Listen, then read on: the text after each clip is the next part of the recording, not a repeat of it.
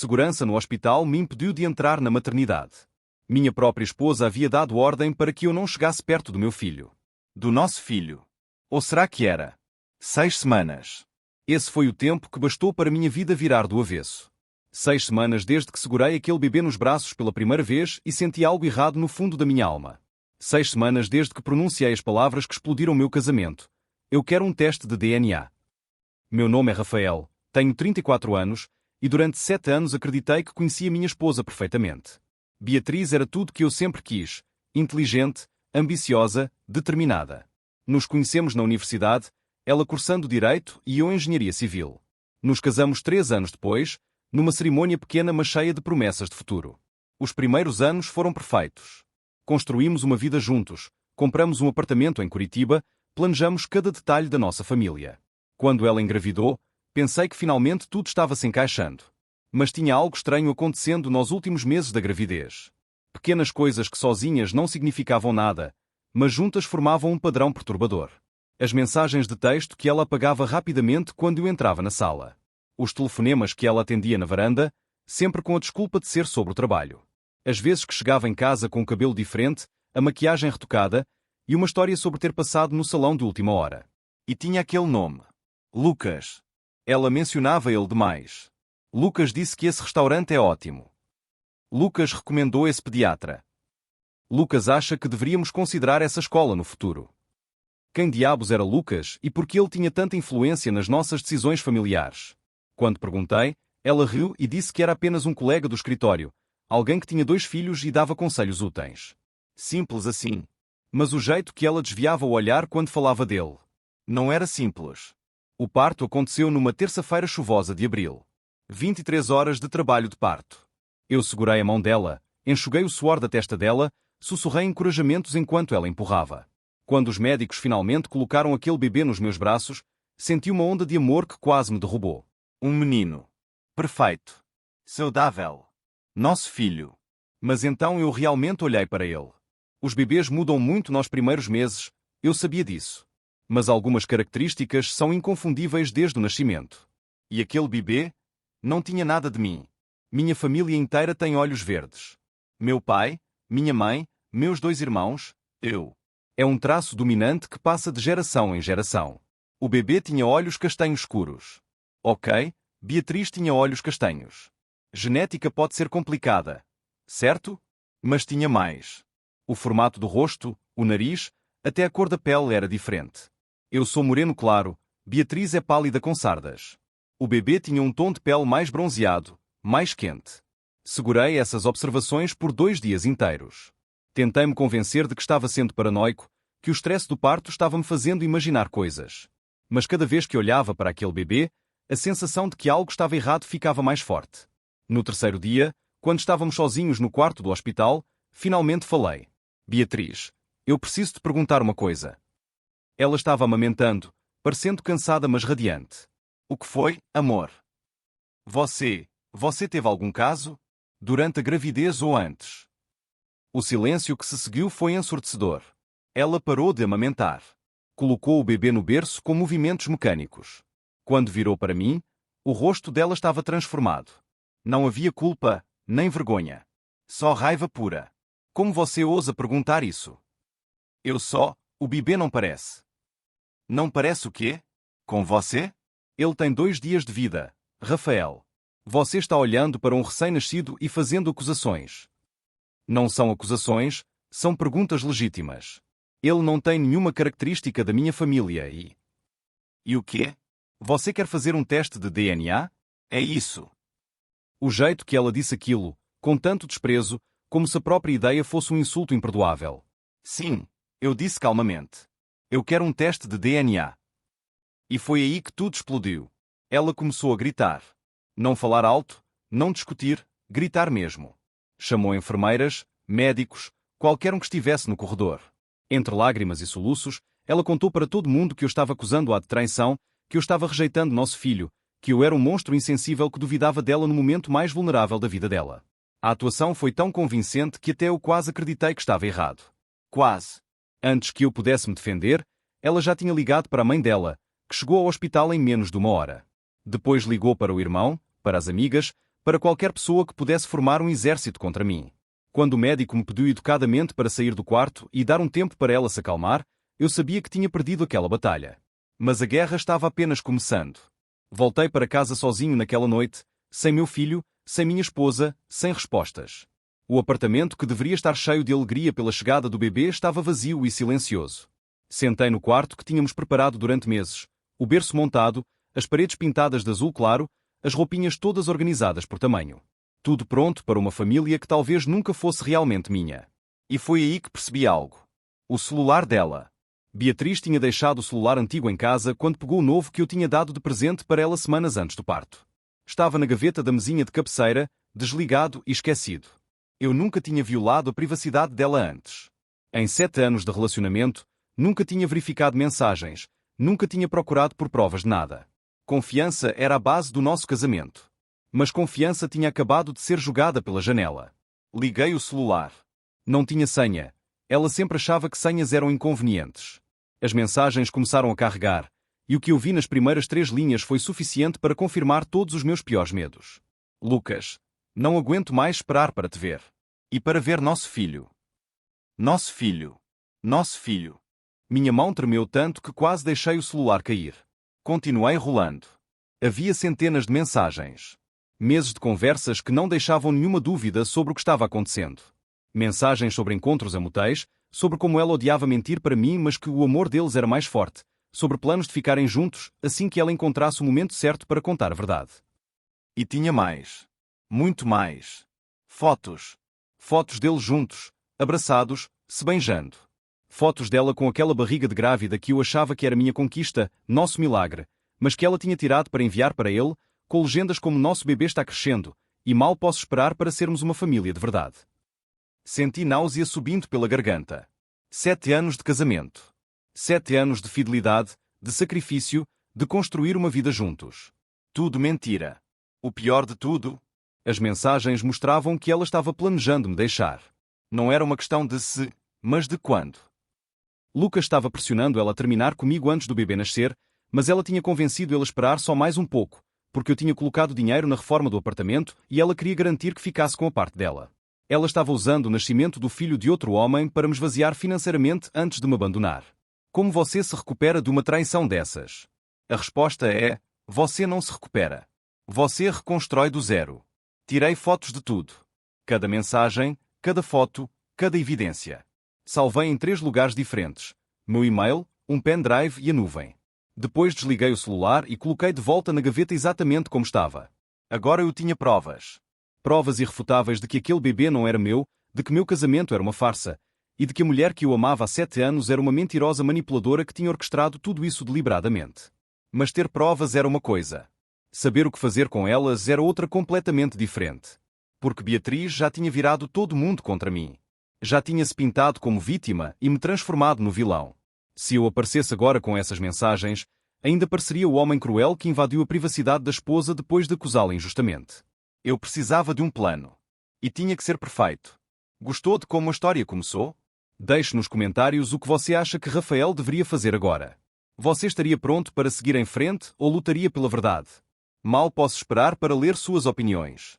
Passei a noite inteira sem dormir, sentado naquele quarto de bebê vazio, planejando cada movimento como se estivesse montando um projeto de engenharia. E de certa forma, era exatamente isso, a engenharia da minha própria vingança. A primeira coisa que fiz na manhã seguinte foi ligar para um advogado especializado em direito de família.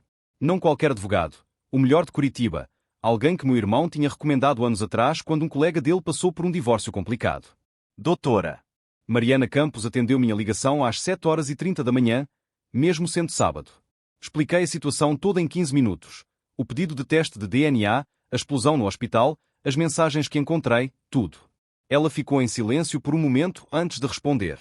Rafael, você tem sorte de ter encontrado essas mensagens antes de assinar a certidão de nascimento. Isso muda tudo. Como assim? Se você tivesse assinado, seria legalmente considerado pai independentemente do DNA. Teríamos que entrar com um processo de negatória de paternidade, o que é extremamente complicado e demorado. Mas agora? Agora você tem o controle total da situação. Algo no meu peito se acendeu. Esperança? Talvez. Ou justiça. O que eu preciso fazer? Primeiro, Não assine absolutamente nada. Segundo, documente tudo, e você já fez isso. Terceiro, vamos forçá-la a fazer o teste de DNA através de uma ordem judicial. Ela pode gritar, chorar e fazer todo o teatro que quiser, mas não vai ter escolha. E o apartamento? A conta conjunta? Temos bens compartilhados. Vamos congelar tudo hoje mesmo. Ela não vai conseguir movimentar um centavo sem sua autorização. E com as provas que você tem da traição e da premeditação, posso garantir que você vai sair dessa com muito mais do que entrou. Pela primeira vez em 3 dias, respirei aliviado. Quando podemos começar? Agora. Mande todas as evidências para o meu e-mail. Vou preparar os documentos e na segunda-feira de manhã já estaremos no fórum. Desliguei o telefone e imediatamente enviei tudo. Capturas de tela, cronologia das mensagens, até os prints das conversas onde ela e Lucas planejavam como ia ser a vida deles depois que eu estivesse fora do caminho. 2 horas depois, meu celular tocou. Era Beatriz. Deixei tocar até cair na caixa postal. Ela ligou novamente. E novamente. Na quinta ligação, atendi. O quê? Rafael, você precisa vir ao hospital assinar os papéis. Eles não vão me liberar sem a assinatura do pai. Eu não sou o pai. Silêncio tenso do outro lado. Claro que você é. Como você pode dizer isso? Beatriz, para com essa atuação. Não tem plateia agora. Sou só eu e você. Eu não sei do que você está falando. Você está ficando louco com esse ciúme doentio. Lucas manda lembranças. O silêncio dessa vez foi diferente. Pesado. Culpado. Você vasculhou meu celular. Vasculhei. E encontrei tudo. Cada mensagem. Cada foto. Cada plano que vocês dois fizeram nas minhas costas. Ela começou a gaguejar, procurando palavras, mas nada saía. Finalmente, a máscara caiu. Rafael, escuta, eu posso explicar. Não precisa. As mensagens explicam muito bem. Inclusive a parte onde você estava esperando eu gastar dinheiro na reforma do apartamento antes de me abandonar. Muito esperto da sua parte. Não foi assim. Você não entende. Eu entendo perfeitamente. Você teve um caso, engravidou do amante, me enganou durante 9 meses inteiros, e agora está tentando me fazer assinar como pai de um filho que não é meu para garantir pensão alimentícia pelos próximos 18 anos. Entendi tudo. Você não pode fazer isso comigo. Eu acabei de ter um bebê, estou vulnerável. Vulnerável? Você? Você planejou isso durante meses. Tinha mensagens de janeiro discutindo como ia me manipular. Não me venha com essa história de vulnerabilidade. Ouvi ela começando a chorar.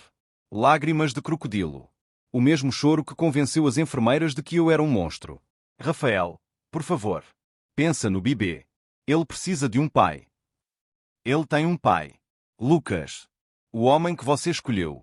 O homem com quem planejava construir uma família de verdade. Lembra? Aquelas foram suas palavras, não minhas. Lucas não quer assumir agora. Ele disse que foi tudo um erro, que volta para a esposa dele. Ah, então era isso.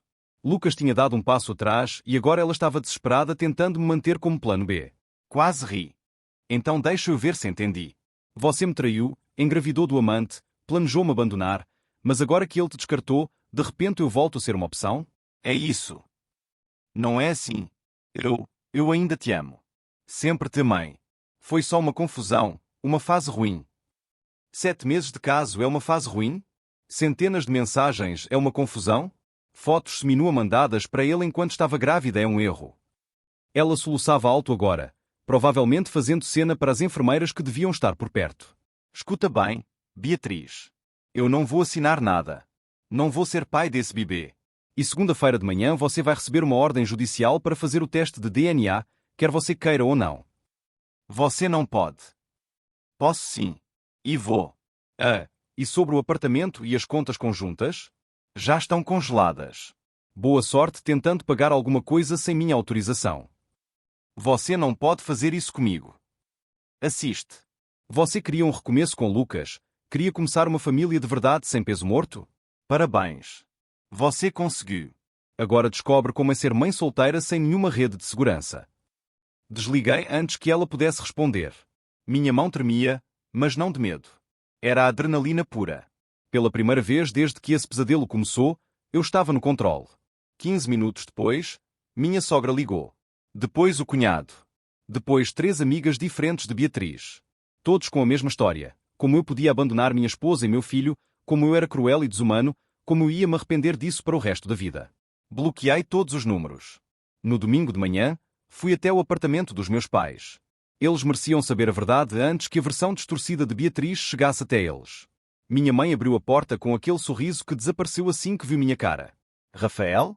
O que aconteceu? Cadê a Beatriz e o bebê? Sentamos na sala de estar e contei tudo. Mostrei as mensagens, as fotos, expliquei sobre o teste de DNA e a ordem judicial. Meu pai, que sempre foi um homem calmo e controlado, ficou vermelho de raiva. Aquela vagabunda. Paulo. Minha mãe o repreendeu, mas também estava visivelmente chocada. Rafael, meu filho, eu não sei o que dizer. Você tem certeza absoluta sobre isso? As mensagens não deixam dúvida nenhuma, mãe. Ela estava planejando me deixar há meses. Só estava esperando o momento financeiramente conveniente. Meu irmão mais novo, Diego, que estava ouvindo tudo calado, finalmente falou. Você precisa de alguma coisa? Dinheiro, lugar para ficar, qualquer coisa. Não. Eu vou ficar no apartamento. Legalmente é mais meu do que dela. A entrada foi com o dinheiro que recebi da venda do meu carro antigo, antes de casarmos. Ela só foi incluída no contrato depois. E ela sabe disso? Não. Ela acha que tem direito a metade de tudo. Vai ser uma surpresa e tanto quando descobrir a realidade. Minha mãe segurou minha mão. Eu sinto muito, filho. Ninguém merece passar por isso, especialmente agora que deveria estar celebrando a chegada de um bebê. Não é meu bebê, mãe. Nunca foi. Ela assentiu, com lágrimas nos olhos. Mesmo assim, a dor é real. Ela tinha razão. Por mais que eu soubesse a verdade, por mais que tivesse evidências, ainda doía. 7 anos de casamento não desaparecem em 3 dias. O amor que senti por Beatriz não evaporava só porque descobri quem ela realmente era. Mas a dor ia passar. A traição ia virar cicatriz. E eu ia me reconstruir. Porque eu não era o peso morto que ela achava que era. Na segunda-feira às 9 horas da manhã, doutora Mariana entrou com 3 petições simultâneas no fórum.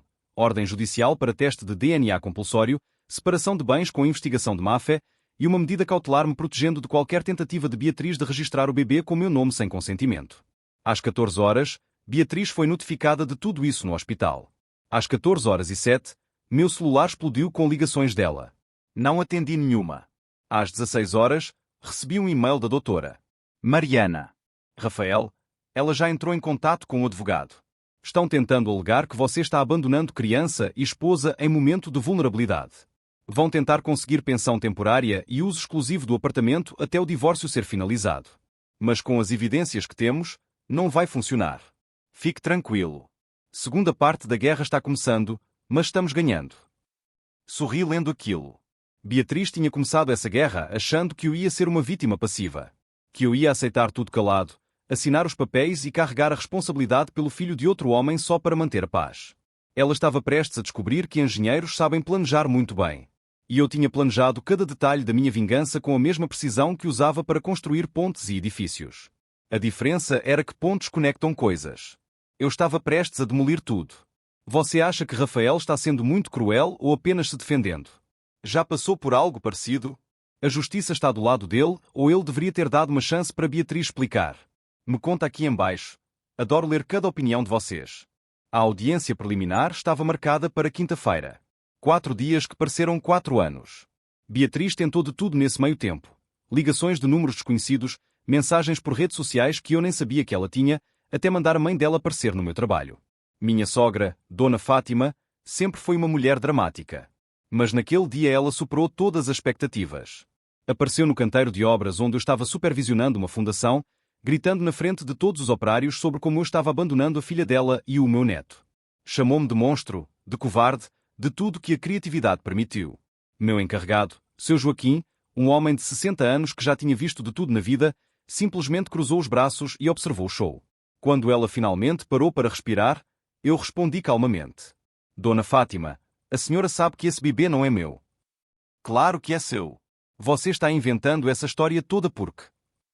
Não estou inventando nada. Sua filha teve um caso com um homem chamado Lucas durante 7 meses. Está tudo documentado. Centenas de mensagens confessando tudo. O rosto dela ficou branco. Isso é mentira. Beatriz jamais faria isso. Peguei meu celular e mostrei 3 capturas de tela. Só 3. O suficiente para ela entender que eu não estava blefando. Ela leu em silêncio. As mãos começaram a tremer. Quando terminou, levantou os olhos para mim com uma expressão que nunca vou esquecer. Não era raiva. Era vergonha. Eu não sabia. Eu sei que não sabia. Mas agora sabe. E quinta-feira o juiz também vai saber. Então a senhora pode escolher. Ou fica do lado da verdade, ou continua defendendo uma mentira. Mas não venha ao meu trabalho fazer escândalo sem conhecer os fatos. Ela saiu sem dizer mais nada, com os ombros curvados de uma forma que quase me fez sentir pena. Quase. Seu Joaquim se aproximou quando ela foi embora. Pesado, hein, chefe? O senhor não imagina nem a metade. Precisa de uns dias de folga? Posso cobrir aqui. Não. Trabalho é a única coisa me mantendo são agora. Ele assentiu, compreensivo. Minha ex também me traiu. Há 20 anos. Sei como é. Mas deixa eu te dizer uma coisa. Você está fazendo certo. Não deixa ela te empurrar para aceitar algo que não é seu. Homem tem que ter dignidade. Aquelas palavras simples de um homem que mal me conhecia significaram mais do que qualquer conselho que recebera de amigos próximos. Na quarta-feira, véspera da audiência, aconteceu algo que mudou completamente o jogo. Eu estava em casa revisando documentos com a doutora Mariana quando o interfone tocou. Era um entregador com uma carta registrada. Abri o envelope esperando alguma tática jurídica de última hora da parte de Beatriz. Mas não era dela. Era de Lucas. Rafael? Sei que não tenho direito de descrever, mas preciso. Meu nome é Lucas Henrique Moreira, tenho 38 anos, sou casado e pai de 2 filhos. E sim, tive um caso com sua esposa. Não vou me justificar nem pedir perdão porque sei que não mereço nenhum dos dois. Mas preciso que você saiba de algumas coisas antes da audiência da manhã. Primeiro, o bebê é meu. Eu sei que é. Beatriz me contou quando descobriu a gravidez e fizemos as contas. As datas coincidem perfeitamente com o período em que estávamos nos encontrando com mais frequência. Segundo, eu não quero assumir esse bebê. Meu casamento está destruído. Minha esposa descobriu tudo através de uma mensagem que esqueci de apagar, e agora estou lutando para não perder meus filhos legítimos num processo de divórcio brutal. Não tenho condições emocionais nem financeiras de assumir mais uma criança. Terceiro, Beatriz está mentindo para você e para mim. Ela me disse que você sabia do caso, que vocês tinham um casamento aberto e que você tinha aceitado criar o bebê como seu. Por isso nunca senti culpa. Achei que todos estavam de acordo. Só descobri a verdade quando minha esposa me confrontou com as mensagens e eu vi que Beatriz nunca tinha te contado nada. Você foi enganado tanto quanto eu. Estou anexando a essa carta um termos de reconhecimento de paternidade assinado e reconhecido em cartório. Não estou fazendo isso por bondade. Estou fazendo porque minha advogada disse que é melhor assumir agora de forma controlada do que ser forçado depois em condições piores. Também estou anexando cópias das conversas entre mim e Beatriz que provam que ela sabia que o filho era meu, que planejou enganar você e que me enganou também dizendo que vocês tinham um acordo. Use essas informações como quiser.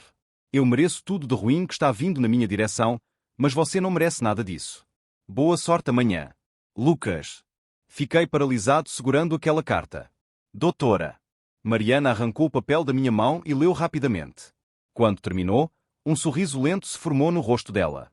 Rafael, você sabe o que isso significa? Que ele assumiu. Mais do que isso. Com esse documento, você não precisa nem fazer o teste de DNA. O pai biológico já reconheceu formalmente a paternidade. Caso encerrado. Você está livre. Livre. A palavra ecoou na minha cabeça. Livre. Depois de semanas de inferno, angústia e incerteza, eu estava finalmente livre. E tem mais, ela continuou, folheando os documentos anexados. Essas conversas que ele mandou. Rafael, isso aqui é ouro. Beatriz não só te traiu, ela arquitetou tudo. Há mensagens dela confessando para ele que estava enganando você de propósito, que precisava de mais alguns meses para preparar o terreno financeiro antes de te largar. Ela disse isso. Palavra por palavra. Olha aqui. Preciso que o Rafael termine de pagar a reforma antes de eu contar para ele. Já investi muito tempo nisso, não vou sair de mãos vazias. Isso é premeditação, Rafael. Má fé clara. Com isso, você não só fica livre da paternidade, você sai desse divórcio com muito mais do que entrou. Pela primeira vez em semanas, senti algo além de raiva e dor. Senti vitória. O que acontece amanhã então? Amanhã, nós chegamos com essa bomba. O advogado dela provavelmente vai tentar te pintar como vilão, falar de abandono, de responsabilidade moral, talvez até questionar sua masculinidade. E aí, bem no momento dramático, nós apresentamos o reconhecimento de paternidade do pai biológico e as mensagens provando que ela orquestrou tudo. Vai ser um massacre. Vai ser justiça. Naquela noite, dormi bem pela primeira vez desde que tudo começou. Não porque estava feliz, a traição ainda doía, o casamento destruído ainda pesava. Mas porque finalmente tinha o controle total da situação. Beatriz tinha planejado cada detalhe para me destruir. Mas esquecer de uma coisa: mentirosos eventualmente se enrolam nas próprias mentiras. E o castelo de cartas que ela construiu estava prestes a desmoronar espetacularmente. Na quinta-feira de manhã, cheguei ao fórum 15 minutos antes do horário marcado. Doutora.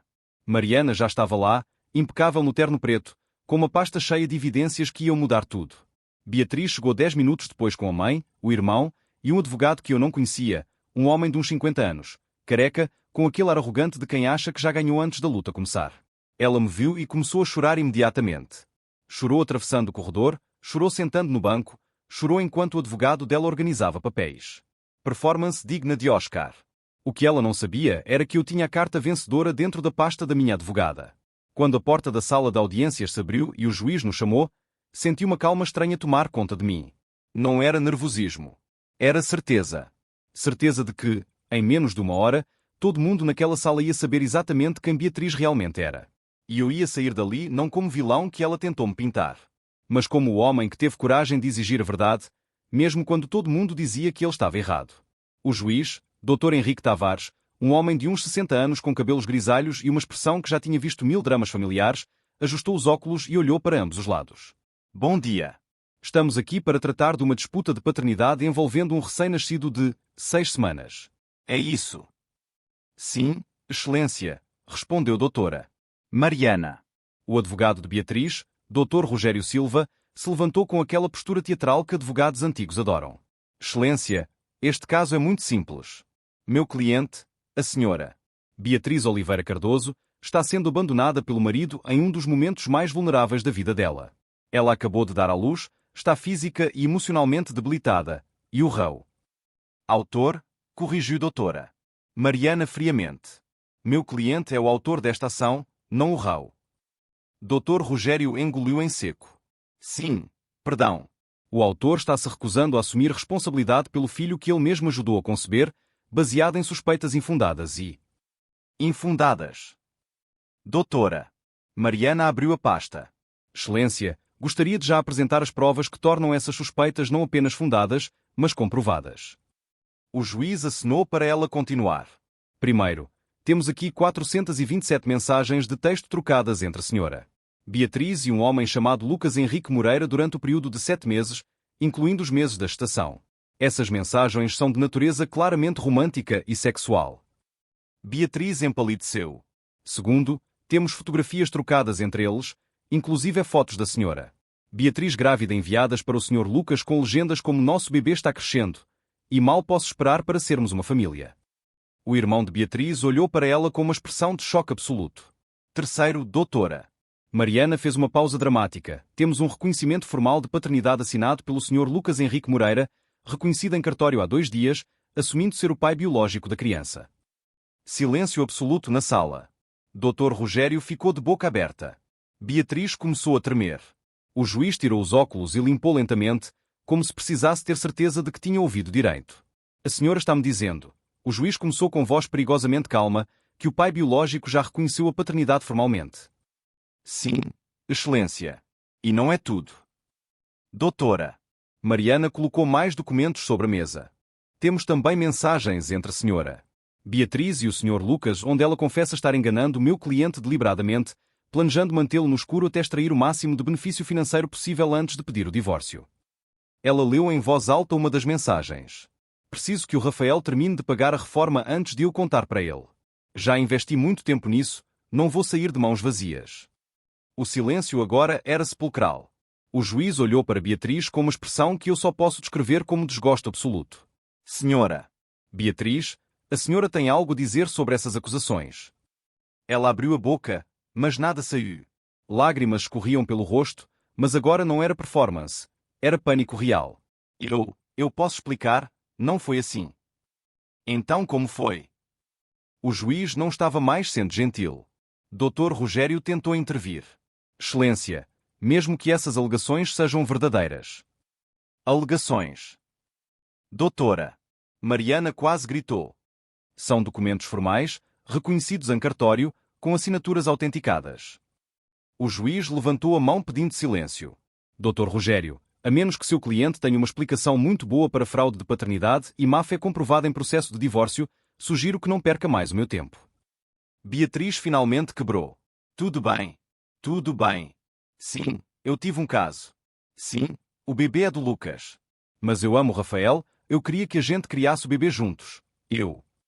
A senhora planejou enganar seu marido para obter vantagem financeira. O juiz a cortou. Isso está documentado nas suas próprias palavras. Não tente romantizar uma fraude. Ele folheou mais alguns papéis e suspirou pesadamente. Está mais do que claro para mim que o Sr. Rafael não tem nenhuma obrigação legal ou moral em relação a essa criança. O pai biológico já assumiu formalmente. Caso encerrado quanto à paternidade. Mas, Excelência, Dr. Rogério tentou. Silêncio. Não terminei. O juiz olhou diretamente para Beatriz. Quanto ao divórcio e partilha de bens, com base nas evidências apresentadas de má-fé, premeditação e fraude conjugal, determino que seja feita uma investigação completa de todos os bens do casal. Qualquer valor que o Sr. Rafael comprove ter investido durante o período em que a Sra. Beatriz já mantinha caso extraconjugal será considerado como obtido sob fraude e, portanto, passível de restituição integral. Dona Fátima soltou um gemido. Além disso, o juiz continuou implacável, determino que a Sra. Beatriz e seu advogado arquem com todas as custas processuais desta ação, incluindo honorários advocatícios da parte contrária, por litigância de má-fé. Excelência, isso é justiça, Dr. Rogério. Sua cliente tentou fraudar um homem inocente para mantê-lo preso a uma criança que não era dele enquanto roubava seu dinheiro. Se eu pudesse fazer mais do que isso, faria. Ele bateu o martelo. Audiência encerrada. Divórcio concedido por traição comprovada. Paternidade negada com reconhecimento do pai biológico. Partilha de bens a ser definida após investigação financeira completa. Próxima audiência em 60 dias. E assim, em menos de 30 minutos, meu pesadelo acabou. Saí daquela sala não como um homem destruído, mas como um homem livre. Livre do casamento. Livre da paternidade fraudulenta. E livre para finalmente reconstruir minha vida do zero. Beatriz ainda estava chorando quando passei por ela no corredor. Não olhei para trás. Não havia mais nada para ver ali. A justiça foi feita. Mas você acha que Rafael foi longe demais ou ele só pegou o que era dele por direito? E quanto ao bebê inocente nisso tudo, você sente pena? Deixe a sua opinião aqui. Quero saber o que vocês pensam sobre esse desfecho na audiência. As 6 semanas seguintes à audiência foram as mais estranhas da minha vida. Não pela dor ou pela raiva, essas estavam diminuindo gradualmente. Mas pela sensação surreal de liberdade depois de tanto tempo preso em algo que eu nem sabia que era uma prisão. A primeira coisa que fiz foi mudar todas as fechaduras do apartamento. Não porque tinha medo de Beatriz aparecer, ela não tinha mais direito legal de entrar ali. Mas porque precisava do simbolismo. Novas fechaduras, novo começo. A segunda coisa foi mais difícil. Limpar os vestígios dela. O quarto de bebê que eu tinha montado com tanto carinho virou meu escritório em 3 dias. Desmontei o berço. Doei todas as roupinhas para uma instituição de caridade, pintei as paredes de cinza em vez daquele azul claro cheio de esperanças que nunca se realizaram. Cada pincelada era terapêutica. Meu irmão Diego apareceu no segundo dia de reforma trazendo cerveja e pizza. Precisa de ajuda? Preciso de companhia, admiti. Ele pegou um rolo de tinta e começamos a trabalhar em silêncio. Depois de meia hora, ele finalmente falou. Você está bem de verdade ou só fingindo? Parei de pintar e olhei para a parede meio coberta de tinta cinza sobre o azul bebê. Estou processando. 7 anos de casamento não desaparecem porque um juiz bateu um martelo, sabe? Tem horas que acordo e esqueço que ela não está mais aqui. Tem horas que vejo algo engraçado e instintivamente vou mandar mensagem para ela antes de lembrar. Isso é normal. Eu sei. Mas também tem horas que lembro do que ela fez, do que ela planejou, e sinto uma raiva tão grande que me assusta. Diego assentiu, continuando a pintar. E tem horas, continuei mais baixo, que sinto alívio. Como se tivesse escapado de algo muito pior que ainda estava por vir. Você escapou. Imagina se você tivesse descoberto 5 anos depois? 10? Imagina criar aquele bebê como seu, se apegar, amar ele como filho, e aí descobrir a verdade. Nunca tinha pensado dessa forma. Seria devastador. Concordei. Então, para de se culpar por sentir alívio. Você tem o direito de se sentir sortudo por ter descoberto cedo. Naquela noite, depois que Diego foi embora, fiquei olhando para o quarto transformado. Não era mais um berço de esperanças frustradas. Era um espaço novo, meu, onde eu ia planejar o próximo capítulo da minha vida. A investigação financeira que o juiz ordenou estava revelando coisas que nem eu sabia. Doutora. Mariana me ligou numa terça-feira com notícias. Rafael, você se lembra de ter assinado uma procuração para Beatriz há 2 anos? Procuração? Não. Pois assinou. Está aqui nos registros do cartório. Ela usou essa procuração para abrir uma conta poupança em nome dos dois, mas com acesso exclusivo dela. Meu estômago embrulhou. Quanto? 47.000 reais. O quê? Ela vinha desviando dinheiro da conta conjunta em pequenas quantidades durante quase 2 anos. 500 aqui, 1.000 ali. Quantias pequenas o suficiente para você não notar, mas que somadas viraram uma bolada. Segurei o telefone com tanta força que meus dedos ficaram brancos. Ela estava planejando isso há 2 anos. Pelo que os extratos mostram, sim. O Lucas só entrou na história há 7 meses. Mas ela já estava preparando uma saída de emergência muito antes disso. Isso significa que seu casamento estava morto há muito mais tempo do que você imagina. Ela já estava se preparando para te abandonar antes mesmo de conhecer o amante. A revelação foi como levar um soco no estômago. Todas as vezes que ela disse te amo. Todas as vezes que planejamos o futuro juntos. Todas as conversas sobre ter filhos, sobre envelhecer juntos, sobre construir uma vida. Tudo mentira. Eu não era um marido para ela. Era um investimento de curto prazo que ela estava preparando para liquidar no momento mais conveniente. Rafael? Você está aí? Estou. Só, processando.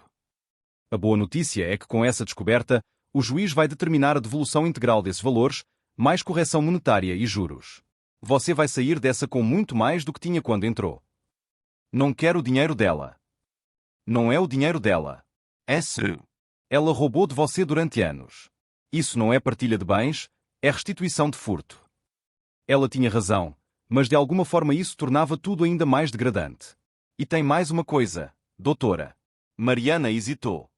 Encontramos transferências regulares da conta dela para a conta do Lucas. Ela estava pagando ele. Aparentemente sim. Pequenas quantias mensais. 1.000, 1.500. Começou 4 meses atrás. Levei alguns segundos para processar a informação. Deixa-eu entender. Ela roubava dinheiro da nossa conta conjunta para pagar o amante. É exatamente isso. Ri. Uma risada amarga, sem humor, mas ainda assim uma risada. Isso seria cômico se não fosse tão patético. O advogado dela vai ter dificuldade em explicar isso para o juiz. Tecnicamente, é apropriação indébita de recursos conjugais para benefício de terceiros. Agrava ainda mais a má-fé dela. Depois que desliguei, fiquei sentado no sofá por 1 hora inteira apenas olhando para o nada. Quem era aquela mulher com quem eu tinha dividido 7 anos da minha vida? Porque certamente não era quem eu achava que era. As semanas foram passando e aos poucos fui redescobrindo quem eu era sem Beatriz. Voltei a fazer coisas que tinha abandonado durante o casamento. Comprei uma bicicleta e comecei a pedalar uns domingos de manhã. Retomei aulas de violão que tinha largado há anos porque incomodava ela quando estava estudando. Comecei a cozinhar de verdade, experimentando receitas, em vez de só esquentar comida congelada. Descobri que eu gostava de acordar cedo, coisa que nunca fazia porque Beatriz odiava ser acordada antes das 10 da manhã nos fins de semana. Descobri que eu gostava de silêncio, em vez da TV sempre ligada que ela exigia como um ruído de fundo. Descobri que eu gostava da minha própria companhia. Um sábado à noite, 2 meses depois da audiência, estava tocando violão na sala quando o interfone tocou. Era minha mãe. Oi, filho. Posso subir? Claro. Ela apareceu com marmitas de comida, porque mãe é mãe, mesmo quando o filho tem 34 anos. Trouxe lasanha, estrogonofe e aquela farofa que você adora. Mãe, eu sei cozinhar. Eu sei que sabe. Mas isso é para você não precisar cozinhar pelos próximos 3 dias. Sorrimos um para o outro. Enquanto ela organizava as marmitas na geladeira, percebi que ela estava mais quieta que o normal. Mãe, o que foi? Ela fechou a geladeira e se virou para mim. A Beatriz entrou em contato comigo. Meu estômago gelou. Quando? Ontem. Ligou chorando, dizendo que sente muito, que cometeu um erro terrível, que quer te pedir perdão. E o que você disse? Minha mãe me olhou com aquela expressão que só mãe consegue fazer. Amor incondicional misturado com decepção por ter que dizer algo difícil. Eu disse que ela deveria ter pensado nisso antes de trair meu filho durante 7 meses, engravidar de outro homem e roubar dinheiro da conta de vocês durante 2 anos. Senti um nó na garganta. Obrigado. Mas, Rafael. Ela hesitou. Ela também disse outra coisa. Disse que o Lucas sumiu completamente. Não quer saber do bebê, não paga nada, bloqueou ela de tudo. E ela está sozinha. Morando com a dona Fátima, trabalhando meio período porque não consegue pagar creche, lutando para sobreviver. Mãe, você não está sugerindo que eu... Não. Ela levantou as mãos. De jeito nenhum. Ela cavou a própria cova e tem que deitar nela. Só estou te contando porque, bem, porque sei que você tem um coração bom demais às vezes. E quero ter certeza de que você não vai ceder por pena. Não vou. Você tem certeza? Porque ela sabe como te manipular, filho. 7 anos juntos, ela conhece seus pontos fracos. Sentei no sofá e respirei fundo. Mãe, eu passei as últimas semanas descobrindo quem eu sou sem ela. E sabe o que aprendi? Aprendi que eu não sou o cara que merece ser plano B de ninguém. Não sou o cara que aceita migalhas de afeto enquanto outra pessoa fica com o banquete. Isso mesmo. Ela não me amava. Talvez nunca tenha amado. Eu era conveniente, era estável, era previsível. Era o porto seguro enquanto ela explorava outras opções. E agora que todas essas opções evaporaram, ela quer voltar porque é mais fácil do que enfrentar as consequências sozinha. Minha mãe assentiu, com lágrimas nos olhos. Você cresceu tanto nesses últimos meses. Não cresci. Só acordei. Ela veio até o sofá e me abraçou. Seu pai e eu estamos muito orgulhosos de você. Da forma como está lidando com tudo isso. Da dignidade que está mantendo. Tem dias que eu não me sinto digno de nada. Tem dias que me sinto um idiota por não ter percebido antes. Você não é idiota. Você confiava. E não há nada de errado em confiar na pessoa que você ama. O erro foi dela, não seu. Ficamos em silêncio por alguns minutos. Ela vai tentar entrar em contato de novo, minha mãe disse eventualmente. Quando estiver mais desesperada. Quando a realidade apertar ainda mais. E eu vou ignorar. Assim como ignorei todas as outras tentativas. Bom. Depois que minha mãe foi embora, fiquei pensando na situação de Beatriz. Parte de mim, uma parte muito pequena, mas ainda existente, sentia pena. Ela tinha destruído a própria vida com escolhas egoístas. Agora estava colhendo exatamente o que plantou. Sozinha, quebrada, com um bebê que o pai não queria assumir e um ex-marido que ela tinha descartado de forma tão cruel que não havia volta possível. Mas a pena durou exatos 5 minutos. Porque então lembrei das mensagens. Das fotos. Dos planos que ela fez nas minhas costas. Dos 2 anos roubando dinheiro. De cada mentira que ela contou olhando nos meus olhos. E a pena evaporou. Justiça não é o mesmo que vingança. Eu não estava feliz com o sofrimento dela. Mas também não ia me sacrificar para aliviá-lo. Ela tinha feito escolhas. Agora vivia com elas. Assim como eu estava vivendo com as minhas. A diferença era que minhas escolhas estavam me libertando. As dela estavam aprisionando. E talvez, só talvez, essa fosse exatamente a lição que ela precisava aprender. Na semana seguinte, aconteceu algo inesperado. Estava no canteiro de obras supervisionando a concretagem de uma laje quando recebi uma ligação de um número de São Paulo que não conhecia. Normalmente não atendo números desconhecidos, mas algo me fez atender dessa vez. Alô? Rafael Cardoso. Sim, quem fala? Meu nome é Amanda Moreira. Sou a esposa do Lucas. Meu sangue gelou. Olá. Desculpa ligar assim do nada. Consegui seu número através do cartório onde Lucas registrou a paternidade do bebê. Espero que não se importe. Não, tudo bem. O que posso fazer pela senhora? Na verdade, eu queria fazer algo por você. Isso me pegou de surpresa. Como assim? Eu sei de tudo. Do caso, das mentiras, de como a Beatriz enganou você também. E quero que saiba que, bem, que eu entendo pelo que você passou. Não sabia o que dizer. Obrigado. Ela deu uma risada sem humor. Não precisa me agradecer. Só queria que soubesse que há outra vítima nessa história além de você. Lucas destruiu nosso casamento de 15 anos por causa dessa aventura. Sinto muito. Eu também. Mas sabe o que me deixa mais furiosa? É que ele não quer assumir o bebê. Reconheceu formalmente porque a advogada dele disse que seria melhor, mas não paga pensão, não visita, não quer saber de nada. E a Beatriz? Está processando ele. Mas Lucas é contador, sabe como esconder dinheiro. Vai levar anos para ela conseguir algo, se conseguir. Parte de mim queria dizer que Beatriz merecia isso. Mas me segurei. Porque está-me contando isso. Porque quero que você saiba que fez a coisa certa. Que não é covarde, não é cruel, não é nada do que ela provavelmente está dizendo de você por aí.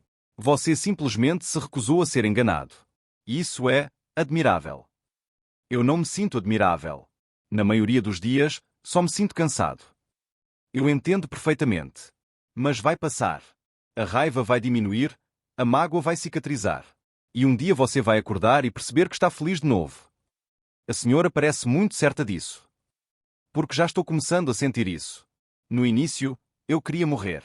Queria sumir. Mas agora? Agora estou refazendo minha vida. Saí daquele casamento morto, estou redescobrindo quem eu sou, estou até pensando em voltar a estudar. Sorri pela primeira vez naquela conversa. É bom ouvir isso. E você? Como está se reconstruindo? Olhei ao redor do canteiro de obras, o lugar onde me sentia mais vivo, mais no controle, mais eu mesmo. Dia por dia. Tijolo por tijolo.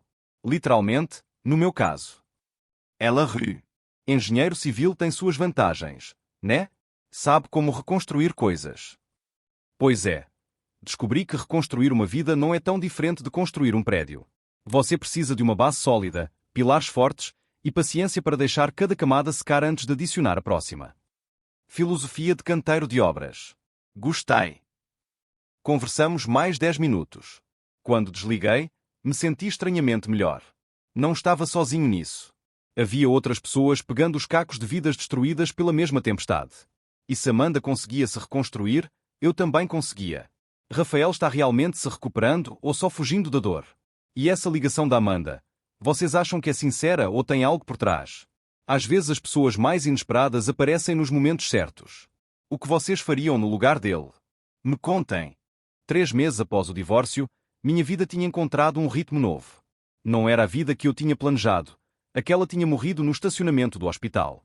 Mas era uma vida minha, construída por minhas próprias escolhas, sem mentiras, sem manipulação.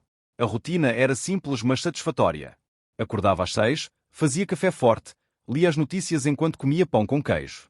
Chegava no canteiro às 7h30, trabalhava até às 5. 3 vezes por semana ia para a academia. Nos outros dias, pedalava pela cidade ou tocava violão em casa. Parecia mundano. Mas era meu. E isso fazia toda a diferença. Foi numa dessas noites de quinta-feira, tocando violão na sala, que o celular tocou. Doutora Mariana. Rafael, temos novidades sobre a partilha. Boas ou ruins? Depende do seu ponto de vista. O juiz determinou a restituição integral dos 47 mil que ela desviou, mais correção e juros. Dá uns 52 mil. Além disso, como a entrada do apartamento foi sua e está comprovado que você pagou 80% das parcelas, você fica com o imóvel. Ela recebe 10% do valor total como compensação pelos anos de casamento. 10% de um apartamento que ela ajudou a esvaziar financeiramente. O juiz foi generoso com ela, considerando as circunstâncias. Poderia ter determinado 0. E ela aceitou. Não tem escolha. A sentença sai semana que vem. Ela tem 60 dias para desocupar qualquer bem que ainda esteja em nome dela no apartamento. Não tem nada dela lá. Já doei tudo. Melhor ainda. Menos complicação. Depois que desliguei, fiquei olhando para o apartamento. Aquele espaço que tinha sido nosso agora era só meu. Completamente. Legalmente. Financeiramente. Deveria me sentir vitorioso. Mas só me sentia vazio. Não vazio de tristeza. Vazio de propósito. Durante 7 anos, meu propósito tinha sido construir uma vida com Beatriz. Agora que aquilo tinha acabado, o que eu estava construindo? Para quem? Porquê? Peguei o violão de novo e comecei a tocar. As cordas vibravam sob meus dedos, criando melodias que eu nem sabia que conhecia.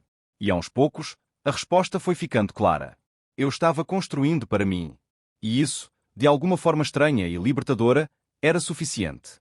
No dia seguinte, seu Joaquim me chamou para um café no fim do expediente. Chefe, preciso falar uma coisa com você. Pode falar. Você tem trabalhado demais. Olhei para ele confuso.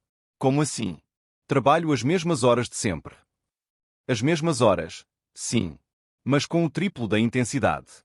Você chega primeiro, sai por último, não tira intervalo, não para almoçar direito. Estou bem. Não está.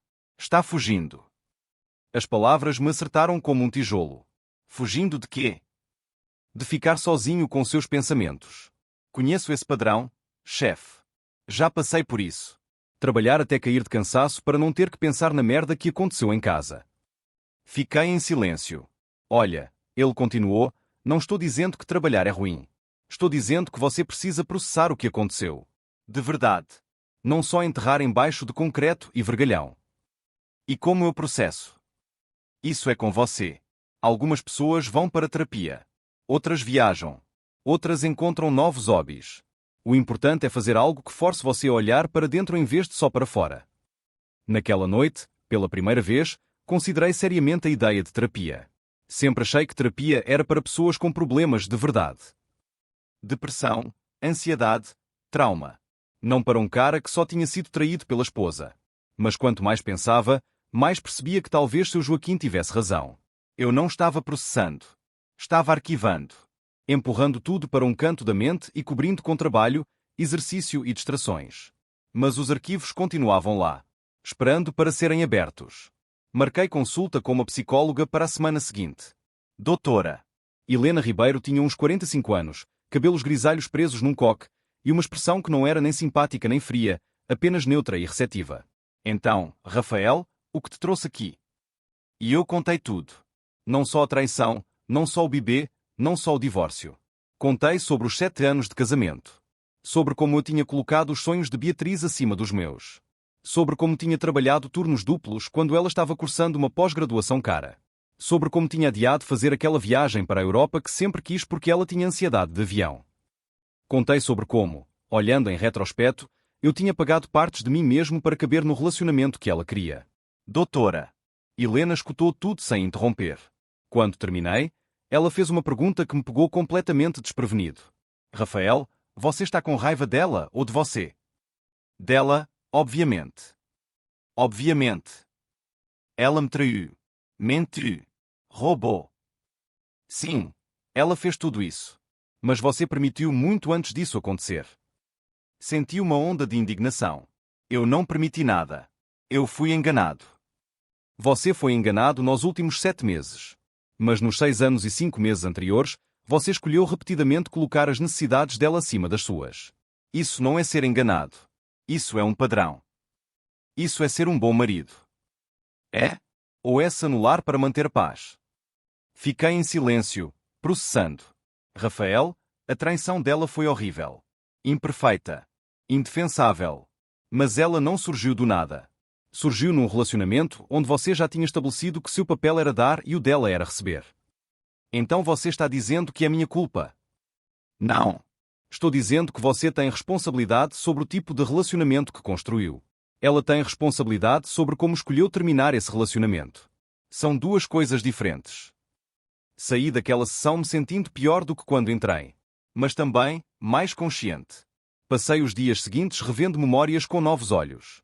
A vez que cancelei uma promoção no trabalho que exigiria mudança de cidade porque ela não queria sair de perto da família. As vezes que fingi gostar dos amigos chatos dela porque era importante para o relacionamento. A vez que vendi minha moto, que eu amava, porque ela disse que motocicletas eram perigosas e ela não poderia viver com a preocupação. Pequenas mortes do meu eu verdadeiro, acumuladas ao longo de anos. E percebi algo devastador. Beatriz não tinha me transformado em capacho. Eu tinha me oferecido para ser um. A raiva que senti por dias não foi dela. Foi de mim mesmo. Na sessão seguinte, doutora Helena percebeu a mudança imediatamente. Você está diferente hoje. Passei a semana odiando mim mesmo. Bom. Olhei para ela surpreso. Bom. Raiva de si mesmo é produtiva quando usada corretamente. Raiva dela era só ressentimento. Raiva de você pode ser transformação. Como? Porque raiva dela mantém você olhando para trás. Raiva de você força a olhar para frente e perguntar: o que eu vou fazer diferente da próxima vez? Não vai ter próxima vez. Não vou me relacionar de novo tão cedo. Não estou falando de relacionamento amoroso. Estou falando de padrões. Você se anula no trabalho também? Com amigos? Com família? Pensei honestamente. Sim. Com minha mãe às vezes. Ela ainda me trata como criança e eu deixo porque não quero magoá-la. No trabalho, aceito projetos que não quero porque tenho medo de desapontar o chefe. Vê? O padrão existia antes da Beatriz e continua existindo depois dela. Ela só explorou algo que já estava lá. Então o que eu faço? Aprenda a dizer não. Aprende que suas necessidades são tão válidas quanto as dos outros. Aprende que relacionamentos saudáveis são via de mão dupla, não de mão única. Levei mais 3 meses de terapia semanal para começar a realmente entender o que isso significava. E as mudanças começaram pequenas. Disse não quando minha mãe quis reorganizar meu apartamento do jeito certo. Disse não quando meu chefe pediu que eu ficasse até às 11 da noite num projeto que não era urgente. Disse não quando um amigo antigo quis me apresentar uma menina legal antes de eu estar pronto. Cada não era uma vitória minúscula. E aos poucos, fui reconstruindo limites que tinha deixado desmoronar ao longo dos anos. 6 meses após o divórcio, estava irreconhecível. Não fisicamente, embora tivesse perdido peso com a academia e ganhado músculos com o ciclismo. Mas interiormente. Era mais firme. Mais presente. Mais eu. E pela primeira vez em anos, quando olhava no espelho, gostava do homem que via. Foi nessa época que Amanda voltou a entrar em contato. Rafael? Sou eu, Amanda. A esposa do Lucas. Lembra? Claro. Tudo bem? Tudo. Olha, sei que pode parecer estranho, mas você está livre sábado à noite. Meu coração deu um pulo. Por quê? Tem um evento de networking para profissionais liberais aqui em São Paulo. Advogados, engenheiros, arquitetos, esse tipo de coisa. Pensei que poderia ser interessante para você. E, Wayne, seria legal ter companhia de alguém que entende pelo que passei recentemente. Você está me convidando para sair. Estou-te convidando para um evento profissional onde podemos nos conhecer melhor como amigos que passaram por situações similares. Sem pressão, sem expectativa. Só companhia de alguém que entende. Fiquei em silêncio pensando. Rafael? Se você não quiser, tudo bem. Não precisa. Eu vou. As palavras saíram antes que eu pudesse pensar demais. Sério. Sério. Manda o endereço e horário. Ótimo. É às 8 no sábado, no Hotel Renaissance em Moema. Dress code é social. Quando desliguei, fiquei olhando para o telefone por um longo momento. O que eu tinha acabado de fazer? Não estava pronto para sair com alguém. Não estava pronto para flertar, para conexões, para nada romântico. Mas Amanda tinha deixado claro que não era isso. Era só um evento. Profissional. Casual. Mesmo assim, senti aquele frio na barriga que não sentia há meses. Medo talvez. Ou antecipação. Ou apenas a sensação de estar vivo de novo. Liguei para Diego. Irmão, preciso de ajuda. Tenho um evento em São Paulo sábado e não faço ideia do que vestir. Você tem o encontro. Não é um encontro. É um evento profissional. Com quem? Com uma mulher. Então é um encontro. Diego. Tá bom, tá bom. Que tipo de evento? Networking. Hotel chique. Social. Você tem terno? Tenho aquele que usei no casamento. Absolutamente não. Você vai comprar um terno novo. Recomeço exige roupa nova. Amanhã a gente vai no shopping. E foi assim que, pela primeira vez em 6 meses, me permiti sentir algo além de raiva, dor ou alívio. Senti esperança. Não esperança de que algo fosse acontecer com Amanda. Eu nem sabia se queria isso. Mas esperança de que talvez, só talvez, eu pudesse voltar a confiar em alguém eventualmente. De que meu coração, todo quebrado e remendado, ainda pudesse funcionar. De que o próximo capítulo da minha vida não seria escrito por mágoa, mas por possibilidade. Sábado chegou mais rápido do que esperava. Estava no banheiro arrumando o terno novo, azul marinho, corte moderno, que Diego tinha insistido que ficava muito melhor que aquele de velório que você usava antes, quando o celular tocou. Era Beatriz. Meu estômago embrulhou. Tinha bloqueado o número dela há meses, mas ela estava ligando de um número novo. Instintivamente, quase atendi. 7 anos de condicionamento não desaparecem facilmente. Mas então lembrei das sessões de terapia. Das conversas sobre limites. Sobre não se anular. E apertei recusar. Bloqueei o número novo também. E voltei a arrumar a gravata. Aquele capítulo estava encerrado. Estava na hora de começar a escrever um novo. Rafael está pronto para seguir em frente ou está indo rápido demais? E esse convite da Amanda? Vocês sentem que é genuíno ou tem bandeira vermelha aí? Às vezes a gente precisa arriscar de novo, mas será que é cedo demais? Deixe a sua opinião. Quero saber o que vocês acham desse novo rumo na vida dele. Final. O Hotel Renaissance em Moema era exatamente o tipo de lugar que me intimidava antes. Luxo discreto, pessoas confiantes circulando com taças de champanhe, conversas em inglês misturadas com português. Mas agora, vestindo meu terno novo e com 6 meses de terapia nas costas, entrei com a cabeça erguida. Amanda me esperava no lobby. Quando a vi pessoalmente pela primeira vez, entendi porque Lucas tinha sido um idiota completo. Ela era bonita de um jeito natural, cabelos castanhos soltos nos ombros, vestido azul marinho simples mas elegante, sorriso genuíno que iluminou quando me viu. Rafael, você veio. Claro. Prometi, não? Ela me abraçou brevemente, um abraço de amiga, sem segundas intenções. Você está ótimo. Esse terno é novo. Meu irmão insistiu. Disse que meu antigo tinha energia de velório. Ela riu. Irmãos são brutalmente honestos, né? Vem, vou-te apresentar algumas pessoas. As próximas 2 horas foram surpreendentemente agradáveis. Amanda me apresentou arquitetos, advogados, donos de empresas. Conversas fluíam facilmente sobre projetos, desafios do mercado, oportunidades. E o mais importante, ninguém perguntou sobre minha vida pessoal. Ninguém sabia do divórcio, da traição, do drama. Eu era apenas Rafael, engenheiro civil, com projetos interessantes e opiniões sobre construção sustentável. Era libertador. Por volta das 10 da noite, Amanda e eu nos encontramos no terraço do hotel, longe do barulho do evento. Cansou? Ela perguntou. Um pouco. Mas foi bom. Obrigado por me convidar. Obrigada por vir. Sei que não foi fácil sair da zona de conforto. Ficamos em silêncio confortável por alguns momentos, olhando a cidade iluminada. Posso-te fazer uma pergunta pessoal? Ela disse. Pode. Você ainda pensa nela? Na Beatriz?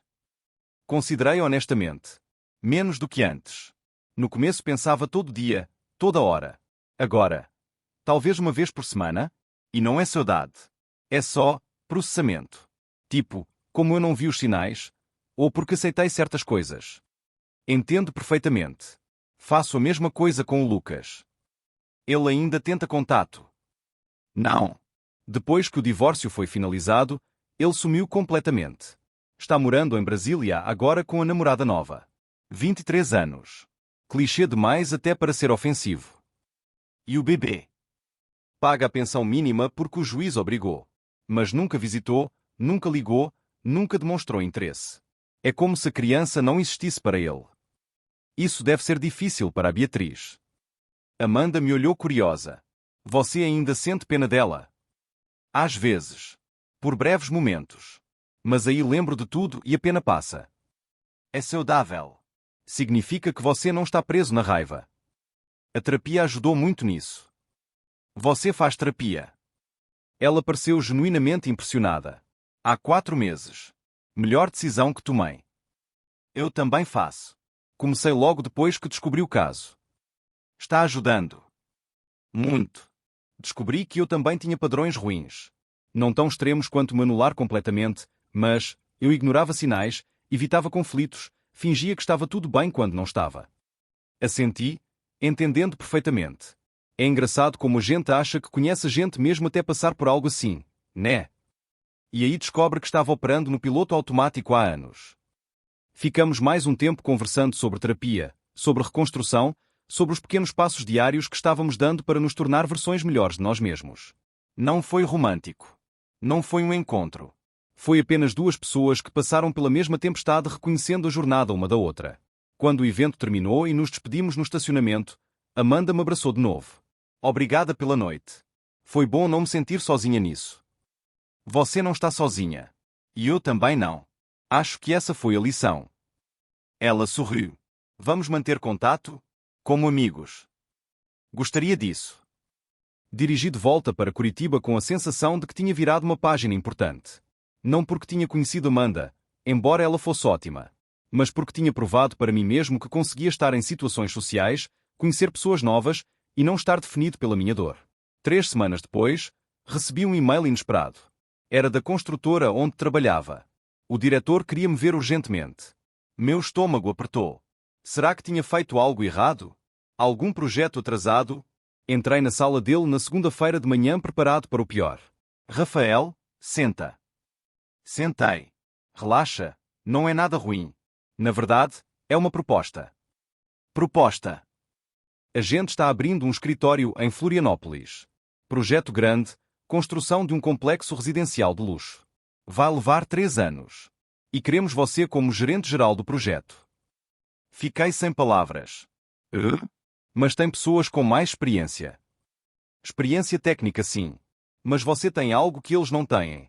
Você é meticuloso, detalhista, e nos últimos 6 meses tem mostrado uma dedicação que impressionou todo mundo aqui. Florianópolis. Sei que é longe. É uma mudança grande. Mas o salário é 50% maior, você teria autonomia completa sobre o projeto, e seria uma promoção significativa na sua carreira. Minha mente corria. Florianópolis. Praia. Cidade nova. Recomeço completo. Posso pensar. Claro. Mas preciso de resposta até sexta. Saí daquela reunião em choque. Liguei para a doutora Helena assim que cheguei em casa. Uma sessão de emergência? O que aconteceu? Contei sobre a proposta. E qual é a dúvida? Ela perguntou. Não sei se estou pronto para mudança tão grande. Estou começando a me estabilizar aqui, tenho rotina, terapia, família perto. E tenho medo de estar fugindo de novo em vez de enfrentando. Rafael, fugir é evitar problemas. Você não está evitando nada. Está considerando uma oportunidade de carreira incrível que casualmente vem no momento de recomeço. Mas e se eu for para lá e o quê? E se você for feliz? E se construir uma vida ainda melhor? E se descobrir que não precisa ficar amarrado ao passado geograficamente? Ela tinha razão. Curitiba tem memórias. Ela continuou. Não todas ruins, mas está toda premiada pela sua história com Beatriz. Cada rua, cada restaurante, cada lugar tem uma lembrança. Em Florianópolis, você seria completamente novo. Novo. Não é fugir quando você está indo em direção a algo melhor. É fugir quando está correndo de algo pior. Naquela noite, fiz uma lista de prós e contras. A lista de prós tinha 15 itens. A de contras tinha 3, e todos eram baseados em medo, não em razão. Na quarta-feira, liguei para Amanda. Preciso de um conselho de alguém que me entende. Contei sobre a proposta. Rafael, você tem que ir. Você acha? Absoluta e completamente. Olha, nós dois estamos reconstruindo, certo? Mas estamos reconstruindo no mesmo terreno onde tudo desmoronou. Às vezes você precisa de terra completamente nova para construir algo realmente diferente. Vou sentir falta daqui. Da minha família. Dos amigos. E eles vão continuar aqui. A 3 horas de carro. Não é o fim do mundo. É só o começo de um novo capítulo. Na quinta noite, jantei com meus pais e Diego. Contei sobre a proposta. Minha mãe ficou em silêncio por um longo momento. Você vai aceitar, não vai? Acho que sim. Ela segurou minha mão. Então nós apoiamos você. Sempre. Diego sorriu. Cara, vai fundo. Floripa é incrível. E você merece esse recomeço. Meu pai, que tinha ficado quieto a noite toda, finalmente falou.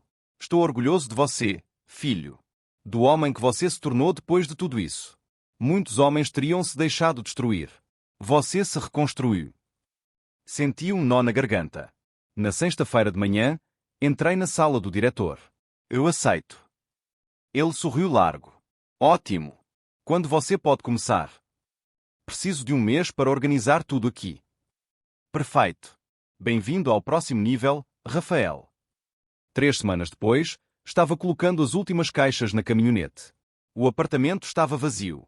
Tinha vendido móveis, doado roupas que não usava mais, guardado apenas o essencial. Olhei ao redor uma última vez. Aquele lugar tinha sido meu lar por 7 anos. Tinha visto alegrias e tristezas. Tinha sido testemunha de um casamento que começou com esperança e terminou em cinzas. Mas agora estava vazio.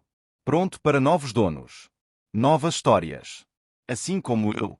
Antes de sair, passei no cemitério. Não para visitar ninguém, mas porque ficava no caminho e tinha algo que precisava fazer. Peguei minha aliança de casamento que tinha guardado numa gaveta durante meses. Olhei para ela por um longo momento. Aquele círculo de ouro que tinha significado tanto. Promessas eternas. Amor incondicional. Futuro compartilhado. Tudo mentira. Mas não precisava carregar aquela mentira comigo para Florianópolis. Joguei a aliança no lixo ao sair do cemitério. E senti, pela primeira vez, completamente livre. A estrada para Florianópolis era longa, 4 horas e meia de curvas pela serra. Mas cada quilômetro era 1 quilômetro de distância do passado e 1 quilômetro em direção ao futuro. Quando vi o mar pela primeira vez, parei o carro. O oceano se estendia até o horizonte. Infinito. Poderoso. Sempre se renovando. Assim como eu.